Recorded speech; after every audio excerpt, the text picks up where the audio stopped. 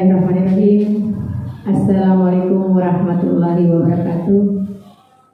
Selamat pagi, salam sejahtera untuk kita semua. Anak-anak siswa sekalian yang saya cintai, saya banggakan. Saya mengajak kita semua untuk memanjatkan puji dan syukur kehadirat Allah Subhanahu wa Ta'ala, di mana karena ridhonya lah, rahmatnya lah, sehingga pada hari ini kita berkumpul lagi untuk mengikuti materi wawasan Wiyata Mandala, di mana salah satu materi dalam MPLS ini. Para siswa sekalian yang saya cintai, berbicara masalah wawasan Wiyata Mandala, kita perlu melihat dulu bagaimana pengertian wawasan Wiyata Mandala itu sendiri. Secara harfiah, wawasan Wiyata Mandala dapat diartikan sebagai pandangan atau sikap hidup yang mendalam terhadap sekolah sebagai lingkungan pendidikan. Lingkungan sekolah yang harus dipahami secara mendalam, bukan saja lingkungan secara fisik, tetapi juga lingkungan sosialnya.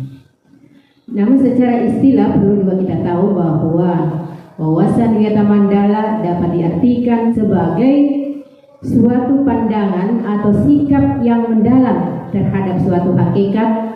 Wiyata dapat diartikan pendidikan, dan Mandala itu sendiri dapat diartikan sebagai tempat atau lingkungan, serta Wiyata Mandala adalah sikap menghargai dan bertanggung jawab terhadap lingkungan sekolah sebagai tempat menuntut ilmu pengetahuan. Sehingga arti semua itu adalah bagaimana sikap kita dalam melihat, menjalani, dan menghargai itu semua. Baik adik-adik semua, kita lanjut bahwa seorang siswa untuk memiliki wawasan Wiyata Mandala harus melalui 3 tahap. Saya ulang kembali, harus melalui 3 tahap. Yang pertama adalah mengetahui, yang kedua adalah mengenal, dan yang ketiga adalah mencintai. Jadi dari mengetahui, mengenal, dan mencintai sehingga kita bisa menjalani semuanya. Kita lihat kembali, mengetahui itu apa artinya mengetahui? Lingkungan fisik sekolah adalah lingkungan yang dapat diketahui melalui panca indera. Contohnya mengetahui tempat, ruang guru, di mana, mengetahui fasilitas apa saja yang ada di sekolah dan lain-lainnya. Nah, ini contohnya. Kemudian mengenal apa saja yang kita harus kenal. Yang harus kita kenal bahwa kita harus memahami seluk-beluk dari lingkungan fisik sekolah. Seperti setelah mengetahui letak perpustakaan sekolah, maka harus mengenali apa saja yang ada di perpustakaan dan bagaimana fungsi serta manfaatkan koleksi perpustakaan. Yang berikut, mencintai, yaitu semua lingkungan yang ada di sekolah ini harus dicintai sebagaimana contoh setelah mengenal perpustakaan sekolah. Maka kita harus mencintainya dengan cara dimanfaatkan, dikunjungi, dan dijaga kebersihannya. Untuk tahap mengetahui, mengenal, dan mencintai juga harus dilakukan terhadap lingkungan sosialnya. Mengetahui guru, mengenal guru, kemudian mencintai guru. Mengetahui namanya siapa, mengenal karakternya bagaimana, dan mencintai dalam wujud yang takzim, hormat dan patuh terhadap tugas yang diberikan. Selanjutnya, adik-adik semua, terhadap sekolah, menjaga kebersihannya, tidak merusak, patuh dan tertib.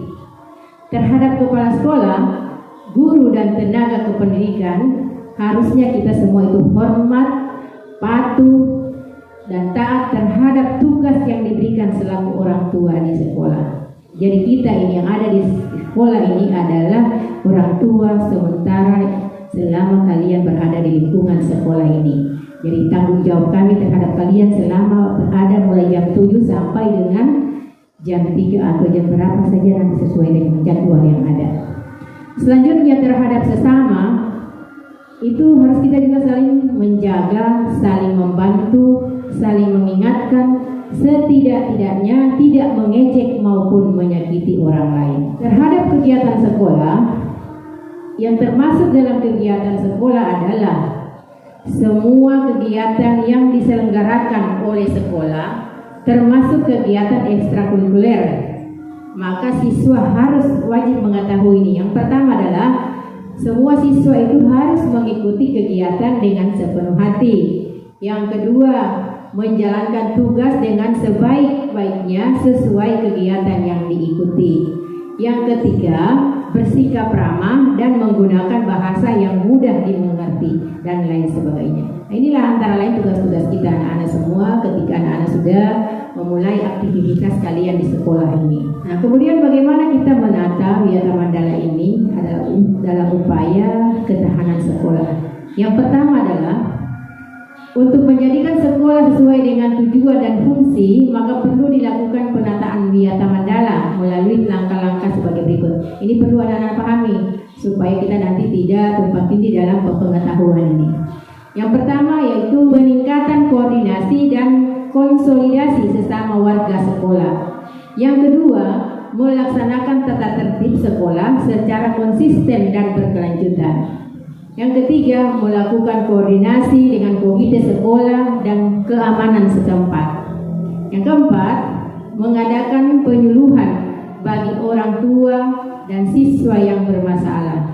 Yang kelima, mengadakan penyuluhan dan pembinaan kesadaran hukum bagi siswa. Berikut yang keenam, pengembangan logika para siswa.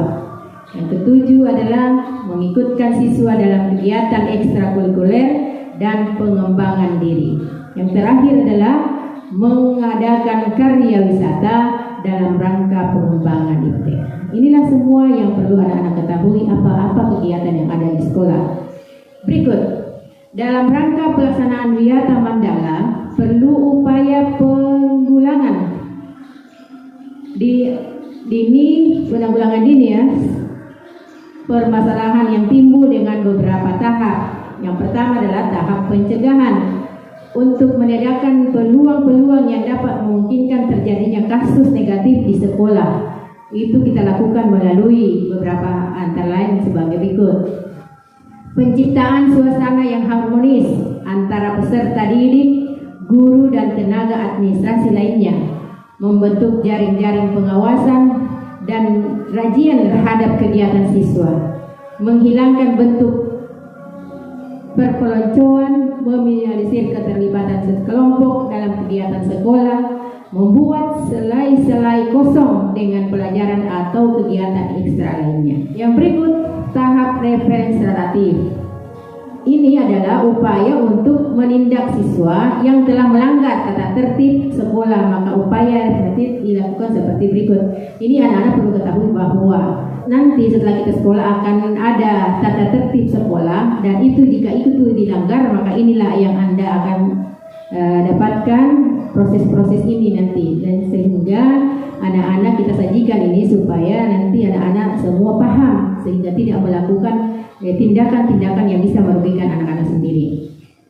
Yang pertama yaitu mendamaikan para peserta didik yang terlibat pembinaan, membatasi area tempat terjadinya aksi, menetralisir isu, berkoordinasi dengan pihak keamanan, mengungkap keterlibatan orang luar atas kasus, mengikut sertakan ahli untuk mengadakan bimbingan dan membersihkan sanksi sesuai tata tertib yang berlaku. Nah, inilah proses yang anak-anak nanti kita akan lalui jika terjadi kesalahan-kesalahan yang ada terjadi di sekolah, di dalam lingkungan sekolah maksud kami itu. Itulah anak-anak materi Wiyata Mandala. Kemudian nanti materi-materi yang lain pasti akan mendukung wawasan Wiyata Mandala ini beberapa hari ke depan, yang anak-anak akan mengikuti semua beberapa materi, semua akan mendukung ke sana. Intinya bahwa sekolah kita ini punya aturan, punya tata tertib. Jadi bagi siapa yang ingin mendapatkan ilmu di sekolah ini, saya harap mengikuti tata tertib yang sudah dicetuskan oleh pihak sekolah. Demikian anak-anak, saya ucapkan terima kasih kepada Anda semua yang sudah mengikuti dengan seksama, dan semoga ini bermanfaat untuk kalian, menjadi bekal kalian nanti ketika kalian sudah masuk di dunia SMA Negeri 1 Tasya. Selamat untuk anak-anak yang sudah mengikuti dan selamat nanti berjuang untuk memperoleh ilmu pengetahuan di sekolah ini akan menjadi bekal nanti untuk berlanjut ke dunia pendidikan yang lebih tinggi. Terima kasih. Kurangnya mohon maaf. Assalamualaikum